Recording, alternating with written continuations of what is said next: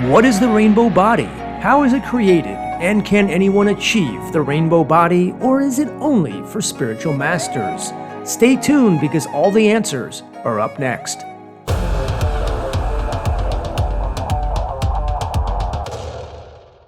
I'm certain there's many of you who don't exactly know what the rainbow body is, so I'm going to tell you.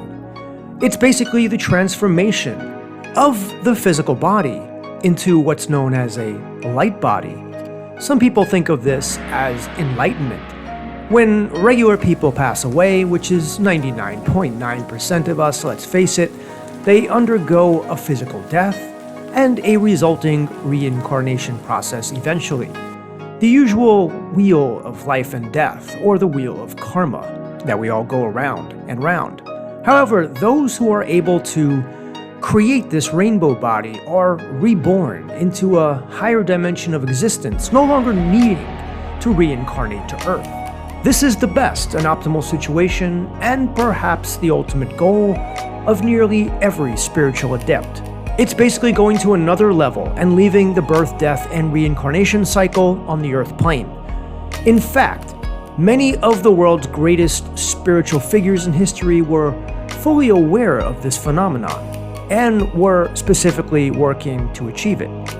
You may even be unaware that almost every spiritual tradition has its own name for the rainbow body.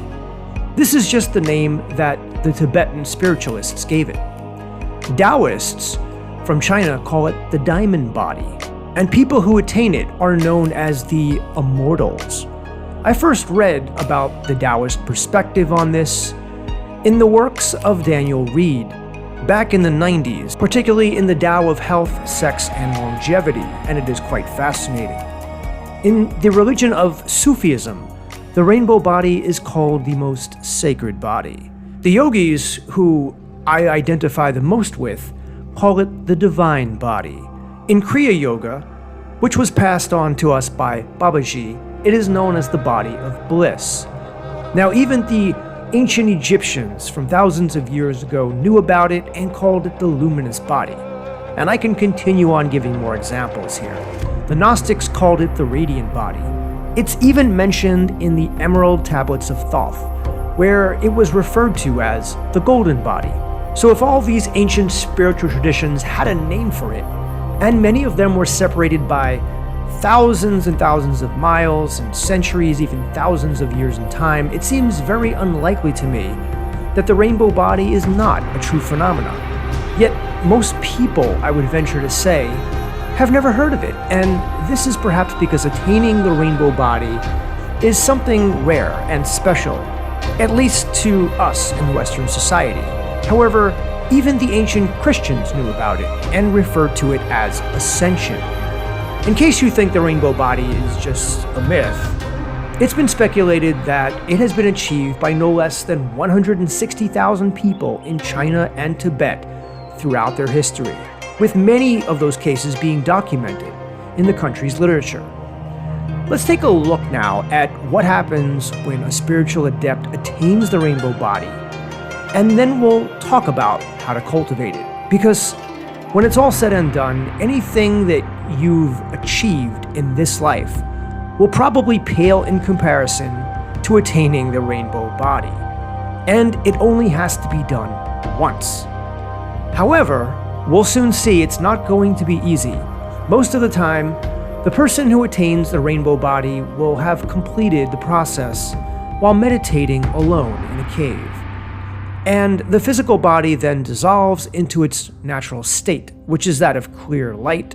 The rainbow body is called that because people who witness others attaining it see the person's body slowly dissolve, and a new rainbow-colored energetic form then takes its place.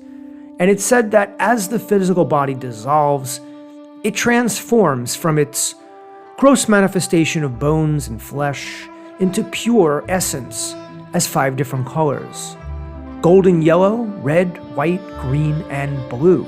As the body dissolves, a rainbow mix of the 5 colors I mentioned form, and all that remains of the physical body are only 2 parts, the fingernails and the hair. And it's thought that Jesus went through this process. as did thousands of other high-level spiritual adepts since his time.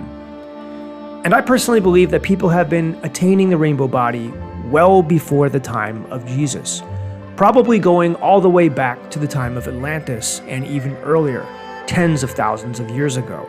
Even as late as 1998, the Tibetans have been reporting transforming into rainbow bodies. David Wilcock documents some specific cases in his books, The Source Field Investigations and The Synchronicity Key. When the rainbow body is forming, it's typical that beautiful music can be heard, rainbows are appearing in the sky, and there are even perfume-like smells that have been noted. And I've read of many such accounts in the books I've come across. One of those amazing books is called Graceful Exits: How Great Beings Die. And if you want to see an interesting video on some of the more interesting cases from that book, check out the video I made right here on how great beings die. According to the accounts I read, not everyone attains the rainbow body in the same way. Sometimes it happens all at once in an instant. And on other occasions, it can occur over the course of 7 days, where the person is usually wrapped in a shroud and gradually dissolves or diminishes.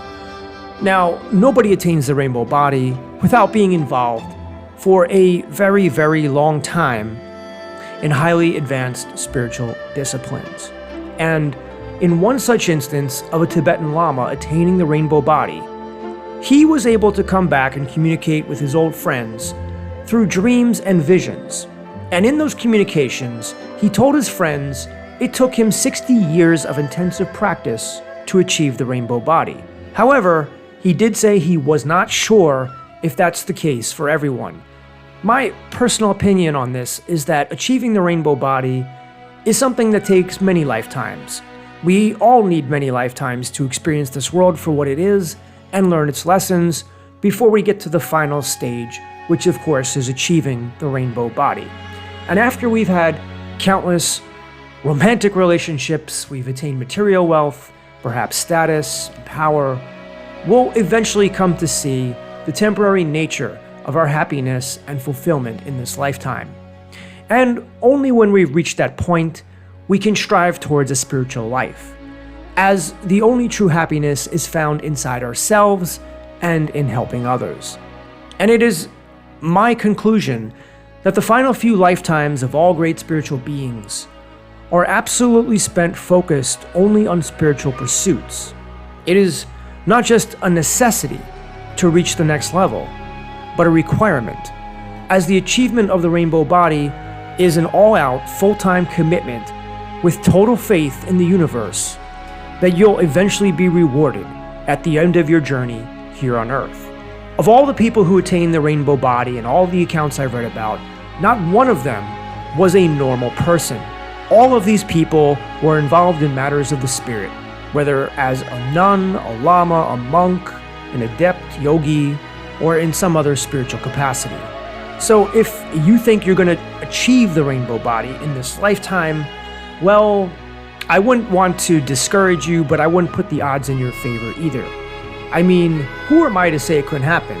But for the most part, unless you're meditating most of the day, contemplating the divine nearly every hour, and are a true spiritual adept, I have to be honest, it's going to be difficult. You'll also need to be loving, forgiving, and of course pure of heart with no evil thoughts or intentions. From what I've read, it takes absolute laser focus, and not only that, but the momentum provided from previous lifetimes of spiritual involvement to reach this grand pinnacle of achievement. So where does that leave you, me, and everyone watching this video? I think, first of all, it's marvelous that we just know about the rainbow body. Because simply by knowing about it, that it's a real thing and happens to actual people, we can aspire to one day achieve it for ourselves. And while we may not drop everything, move to a monastery in the Himalayas, and devote ourselves completely to God, we could instead take small steps in our life right now. And that could mean meditating for 10 or 15 minutes a day, maybe reading some of the great spiritual books out there, and we can take these small steps now, and eventually, hopefully, they will lead to bigger steps in the future. And maybe not in this lifetime, but in our next, or maybe the one after that, we too can experience the vaulted rainbow body and forever leave the birth, death, reincarnation cycle that we're currently going through. Now, wouldn't that be awesome? You know, some of you might be wondering if the rainbow body has anything to do with fourth density awareness from the Law of One. David Wilcock certainly believes so, and he talks a bit about it in some of his books. Now, if you want to watch a good video on the Law of One, you can click here. I made one a couple of months ago. Suggest you watch it after this video. Now, before I go, I'm just curious about something. Do you believe that those people who attain the rainbow body are moving into fourth density as the Law of One talks about? Or do you think that these people have become enlightened and they go back to the source? That's the question I'm asking you. You could post your answer in the comments section. Thank you so much for watching this video. I hope you got something out of it. Well, that's it for me. Namaste, my friends. I'll see everyone in the next video.